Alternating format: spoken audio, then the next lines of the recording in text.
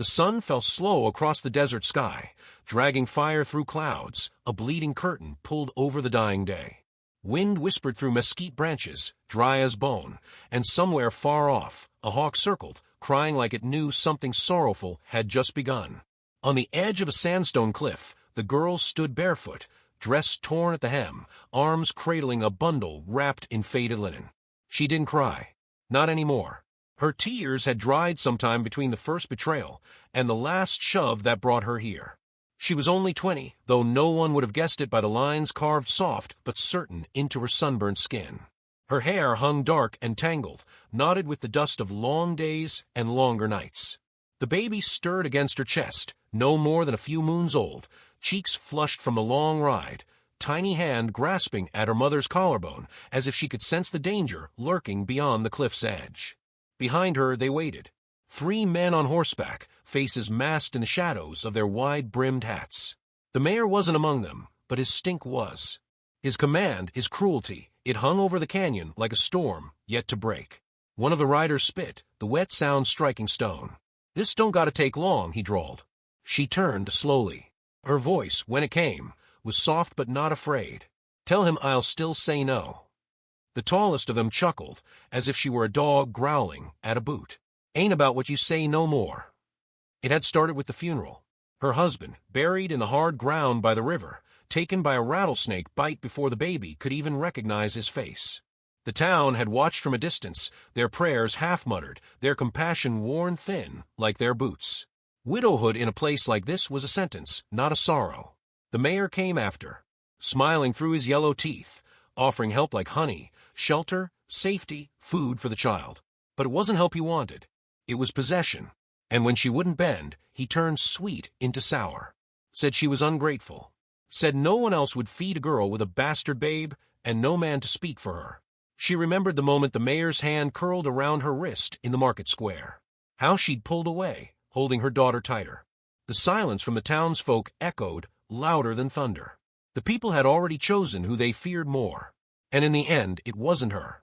The baby whimpered. The wind tugged at the shawl wrapped around them both. One of the horses stamped nervously, sensing the edge, the tension. The man closest to her dismounted and stepped forward. He didn't look at her, only at the child. "She won't remember none of this," he said, almost kindly. "You'll be dust before she ever thinks of your name." Then he moved fast. She turned with a scream, shielding the baby, but the blow came low, the butt of his rifle striking her ribs with a crack that lit her vision white. She staggered back. Another shove followed, a hand at her shoulder, a sudden spin. The world flipped, and for a breathless instant she felt weightless. Then the fall. Air tore past her ears. The sky vanished above, swallowed by gravity. She clutched the baby close, curled around her, the way a deer folds around its fawn in fire. And then nothing. Time at the bottom of a canyon passes different. It stretches long, like old wounds or dried creek beds. When she woke, the stars above her blinked like curious eyes. Her body was bent wrong, sharp pain blooming in her side and leg, but she was breathing. The child, she moaned, twisting toward the sound. A soft cry echoed from somewhere nearby. Her fingers scraped at the dirt, dragging herself over shale and thistle. Blood left a trail behind her, dark and glistening under the moon. Each movement felt like breaking glass, but the cry kept her alive. It was the only thing left in the world that still made sound. She found the baby nestled in a hollow of stone, wrapped in her shawl, untouched. A small miracle in a canyon made for death. She pressed her lips to her daughter's head and wept dry tears, no water left in her to give. She didn't notice him at first. A shadow leaned against the rock wall, still as statues, watching her like the moon watches tides. When he moved, it was soundless, a figure woven from night and earth. Not a rider from the town, not a man with orders or badge. His face was hard with years and sun, his eyes deep and knowing. He wore the leathers of an Apache warrior, his braids tied back, his expression unreadable. But there was no weapon drawn, no judgment in his stare. She stared back, trembling, cradling her child tighter, not from fear, but from instinct. A bird with a broken wing trying to guard its last egg. He stepped forward, crouching beside her. The soft jingle of beads in his hair was the only sound. He said nothing, only studied her wounds, then the baby. His hand reached out, slow as dusk, and touched the infant's tiny wrist. She didn't pull away. Neither did the child. She tried to speak, but her voice caught on dry breath. Her lips cracked open. "Please." Still, he said nothing.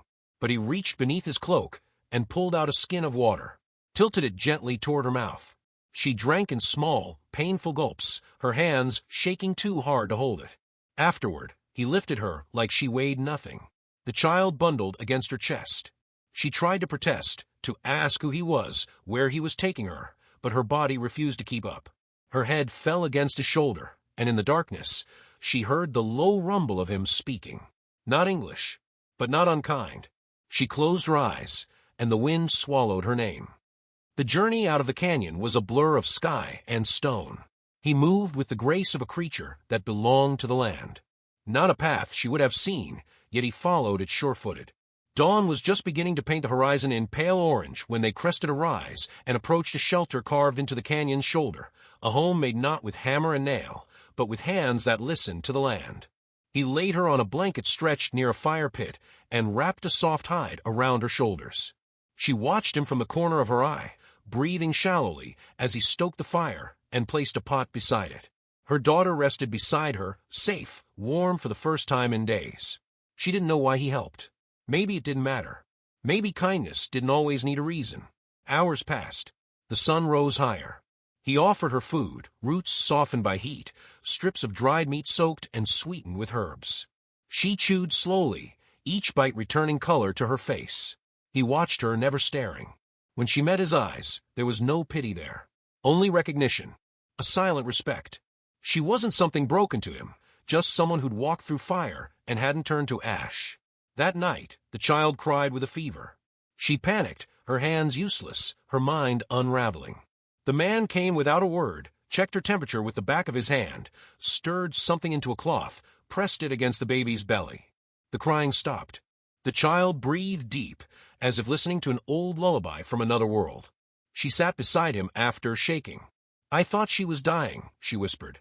He looked at the fire. His voice, when it came, was low and even. "She isn't." They said no more that night, but it was enough. By the third day, she could stand with help. He brought her a walking stick fashioned from a twisted branch. She took it wordlessly. When she walked outside, the sun touched her skin like a blessing, not a curse. Her daughter slept in a cradle carved from stone and cloth, dreaming baby dreams. The wind carried silence through the canyon, but it was no longer empty. There was life here, a beginning she hadn't expected. She didn't know what would come next, if the men would return, if the town would bury its shame and move on. But she knew this much. She was not dead. And someone who owed her nothing, had made sure of that. The fire crackled behind her as she sat down beside it. The man sat opposite her, fixing a piece of leather, head bowed. She watched him quietly. And for the first time since the cliff, since the fall, since the moment the world tried to erase her, she let herself hope. The desert in winter was a strange kind of mercy. Days warm enough to loosen the ache in her bones, nights cold enough to remind her she was still alive. She counted time not by the sun, but by the rhythm of her baby's breath, the rustle of the wind through dry reeds, the soft scrape of his footsteps outside the stone shelter. The Apache man never told her his name. She never asked.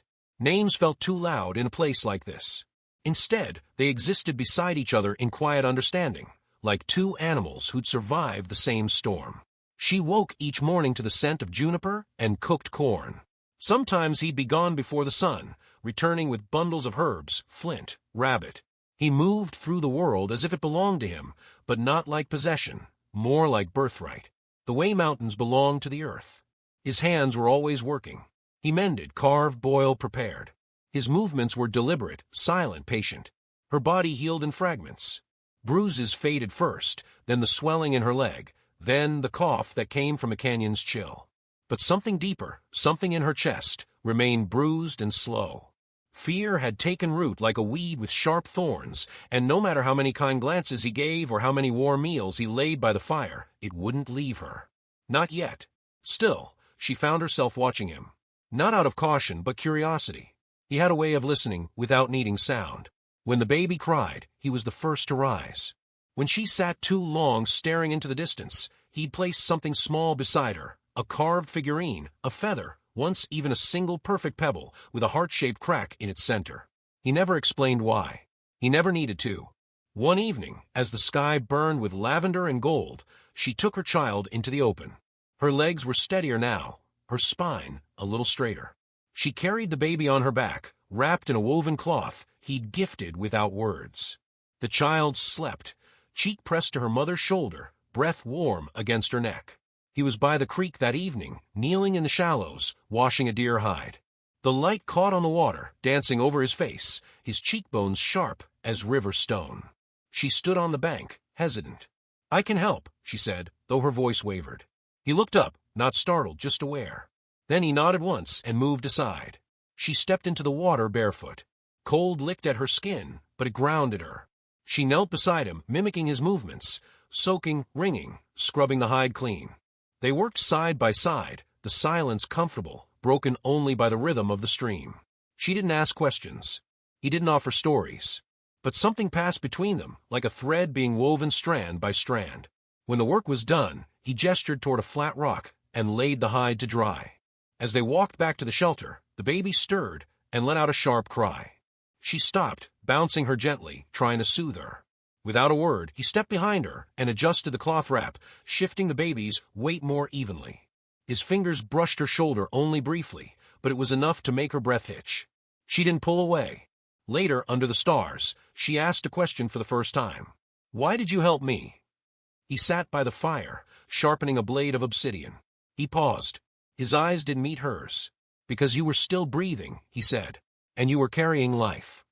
She turned those words over in her mind long after he fell asleep. Because you were still breathing. No one else had ever seen that as reason enough. As days passed, she began to do more. She gathered wood. She cooked simple meals. She hummed lullabies. Her baby, whose cries once felt like a burden to the world, now giggled in the mornings, clutching at the Apache's long braids with tiny fingers. He never flinched. Once she caught him whispering to the child in a language she didn't know, soft and slow like river water. The baby listened, eyes wide, mouth parted in awe. It was the first time in her life she saw a man kneel without pride or demand. Trust came in small, cautious doses. She began to ask things. What certain herbs did. What animals were nearby. How to know when rain was coming. He answered simply, never assuming she couldn't understand. When she got something wrong, he corrected her, without shame. She felt herself growing stronger, not just in body, in presence. Her voice, once lost in the wind, began to return. One night, lightning cracked across the horizon. A storm rolled through, sudden and brutal. Wind screamed against the shelter's stone walls. The fire flickered. She held the baby close, heart thudding.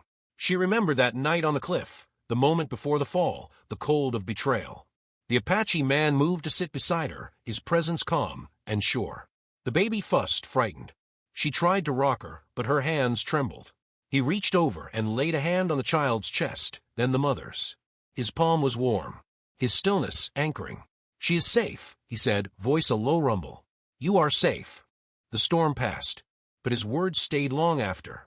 As the new moon rose and weeks folded into each other like pages in a slow book, she began to see the world not as a place that had tried to kill her, but as one that was trying to make room for her again. She listened to the owl's call at dusk, memorized the path of stars above their shelter. She laughed once, a quiet thing, unsure and surprised, when the baby sneezed and startled herself.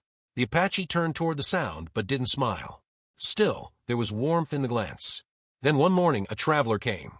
He arrived on foot, thin as a fence post and limping, sunburned and wheezing. She spotted him from the ridge while gathering sage. He looked harmless, desperate, but still she felt the ice bloom in her gut. The Apache saw her face and stood. They met the man halfway down the trail. He spoke quick, shaky English, explaining he'd lost his mule, wandered for days, nearly died. She listened, suspicious. The Apache handed the man water, but nothing more. Then the man said something that stopped her heart cold. "They buried a child in that town yonder," he said. Said it was a widow and her baby. Fell from the cliff. People cried like it meant something, but no one ever found the mother. Folks said maybe she wandered off and got eaten by coyotes, or just walked into the desert and disappeared. She stared at him, blinking hard. "A grave?" she asked. He nodded. "Empty coffin. Mayor insisted on it. Symbolic, I guess. The Apache said nothing, but she felt him stiffen beside her. The man left with some dried meat and the water skin. She watched him disappear into the heat shimmer. Later, she stood at the edge of the canyon again. Not the same cliff, but one like it. She held her child to her chest and breathed in the dry, sun-baked wind. They buried us, she said aloud to no one, but the Apache stood behind her. They didn't know you were a seed, he said. She turned to him, mouth parted. I should go back, she whispered. I should show them. He said nothing. I don't want revenge, she added quickly. I want to be seen. I want her to be seen. I want the lie to end. He studied her, then looked down at the child. You don't need to prove anything, he said. But if you go, you don't go alone. She looked into his face, searching for fear, for hesitation. There was none. Only steady commitment. Not as a protector, not as a savior, but as someone who had decided to walk beside her, wherever that path led. The wind picked up again, carrying the scent of coming rain. She pressed her lips to the baby's head. Then she nodded. Not to him. To herself. And the desert, quiet and wide and watching, gave its blessing. The desert let them pass like ghosts. Their journey back to the town was slow, deliberate, without fanfare or noise. No wagon, no cavalry.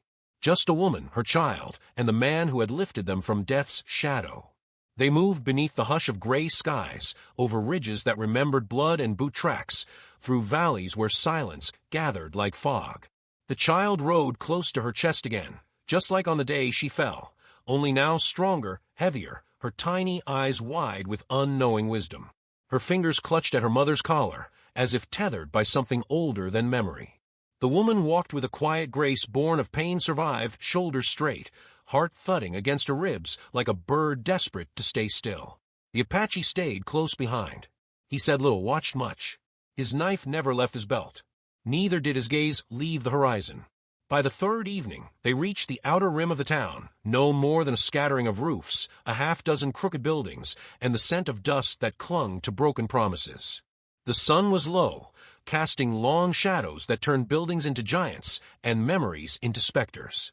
She hesitated at the edge, half expecting the wind itself to push her back. But then she stepped forward. The first eyes that saw her widened.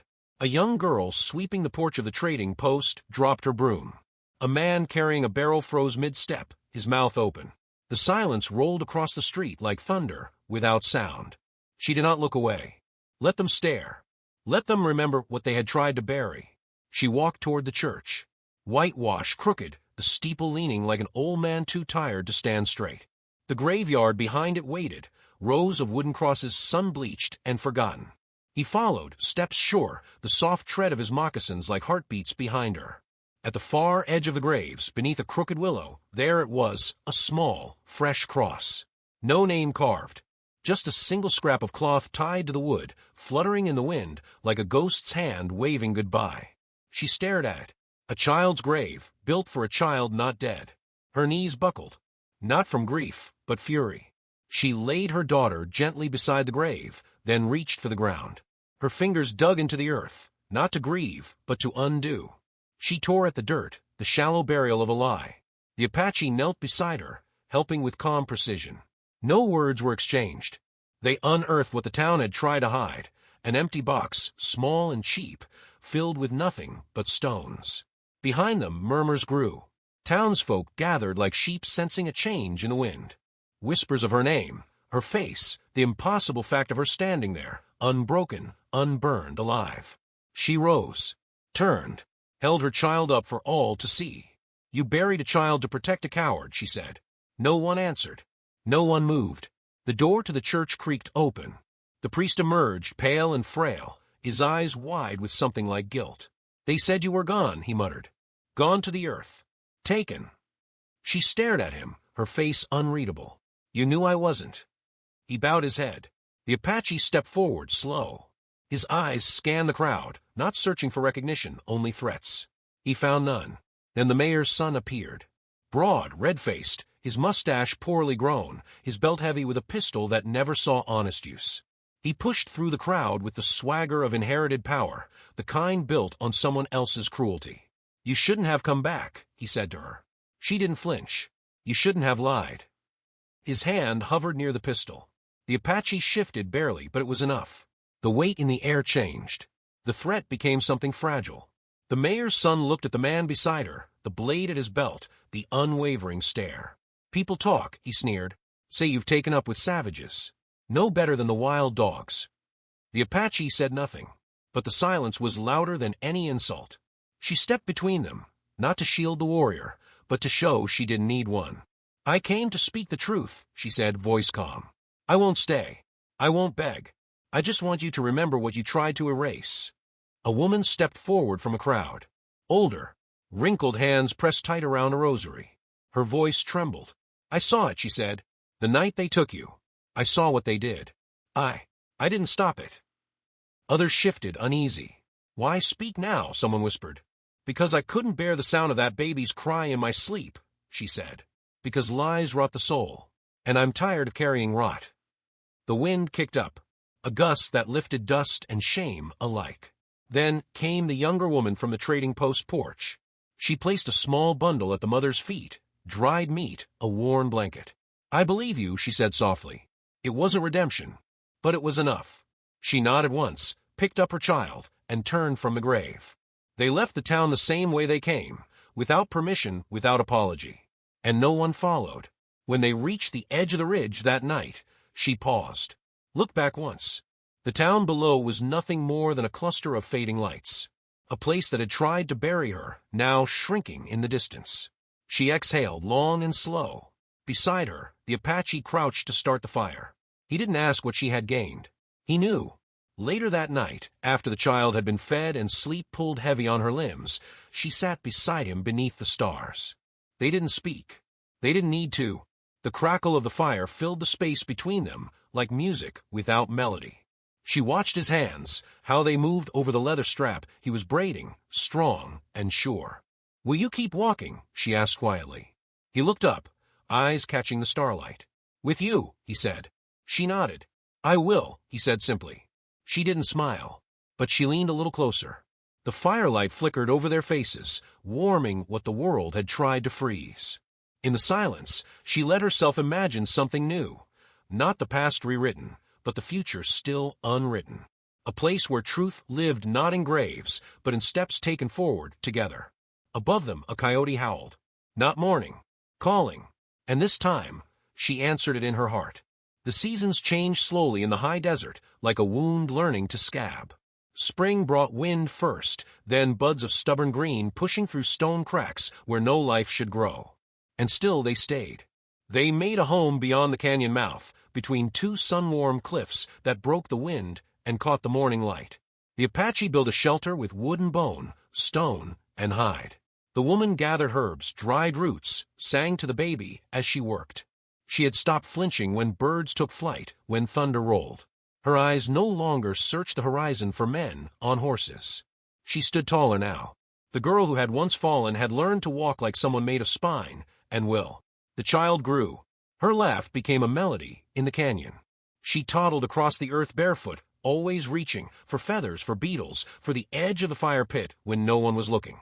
She called out only one word clearly again and again, "Ma." And sometimes in the stillest parts of night, the woman would whisper to the Apache, "She survived me." He would answer in quiet Apache, words she didn't always understand, but felt like safety anyway. They became a rhythm. Not lovers, not yet, but something deeper, the kind of bond built by silence and firelight and shared survival. She still didn't know his full story. He didn't ask for hers anymore. They let the past remain beneath them like old roots, feeding the present only where it mattered. But the past has a way of finding new doors to enter. It came in the shape of smoke. She saw it first one morning, a thread of black rising in the distance, wrong-colored, angry. The baby sat in the dust near her feet, chewing on a stick. She shielded her eyes, stared hard at the trail of smoke curling above the mesquite. The Apache returned before dusk, his steps faster than usual, his face shadowed with something she hadn't seen in months, worry. 3 men, he said. Guns. Horses. Asking about the ghost woman. Asking about a child that wasn't buried. Her breath caught. They followed tracks. Trader told them too much. They'll be here by nightfall. She didn't ask what they wanted. She knew. Some men carried shame like an infection, contagious, violent, and best destroyed before it spread truth. She moved fast. The baby was wrapped and fed. A satchel packed with dried meat and water.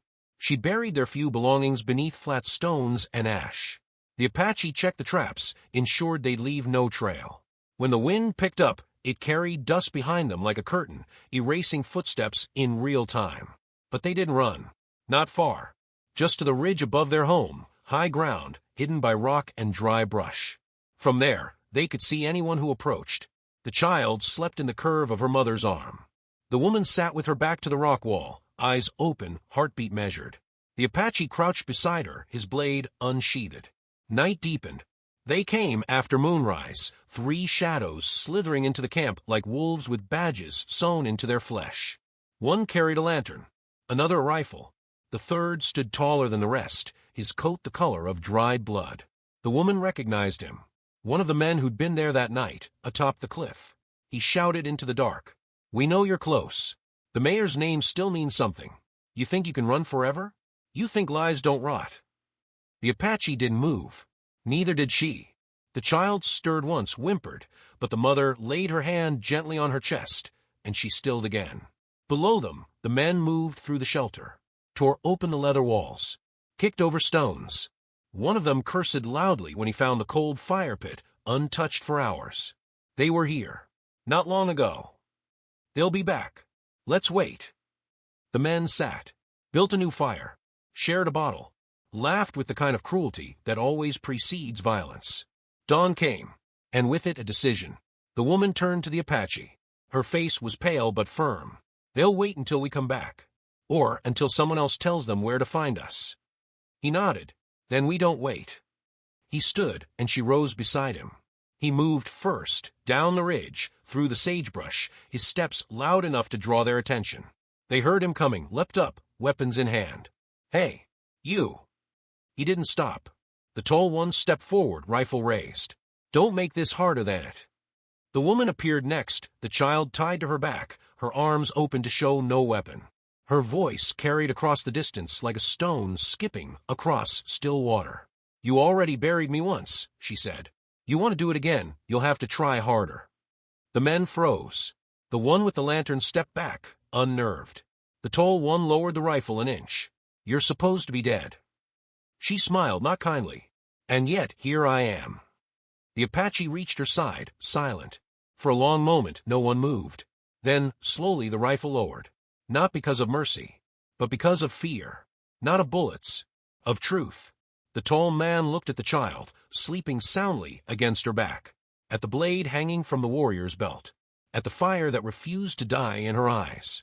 "She's not going to testify," he muttered. "No court will take her word." "No court will need to," the Apache said, his voice a low, dangerous thing. "People talk," the mother added, "and now they'll talk louder." The tall one spat. "You'll regret coming back." "I regret not coming back sooner." They left. Not all brave men stay for the fight. Some fights end without blood, when the truth is louder than violence. When they were gone, and the silence returned, she sat down. The baby yawned. The Apache crouched beside her, eyes on the smoke fading into the morning sky. "They may return," he said. "Let them," she answered. He looked at her, the corner of his mouth lifting. "You're not afraid anymore." She turned to him. "I'm still afraid," she said, "but I'm done hiding." That night, the stars seemed brighter. Not like before, not distant or cold, but near, almost watchful. The child slept curled beside the fire, her little hand clutched around a carved figurine the Apache had shaped from bone. The woman sat beside him, knees touching. No distance left to close. She reached for his hand. He didn't flinch. Their fingers laced, not desperate, not sudden. Just sure. Just enough. The fire crackled. The canyon breathed. The world turned. Later, travelers passing through the desert would speak of a woman and her daughter who ran a small trading post beyond the ridges. Some said the mother had Apache blood. Others whispered she was a ghost that climbed back from the grave. But those who saw her up close said different. They said her eyes were clear, her spine unbent, her voice soft and strong. They said she laughed like someone who had been silenced and learned to sing again, and that the man beside her never left her side, not in sunlight, not in storm.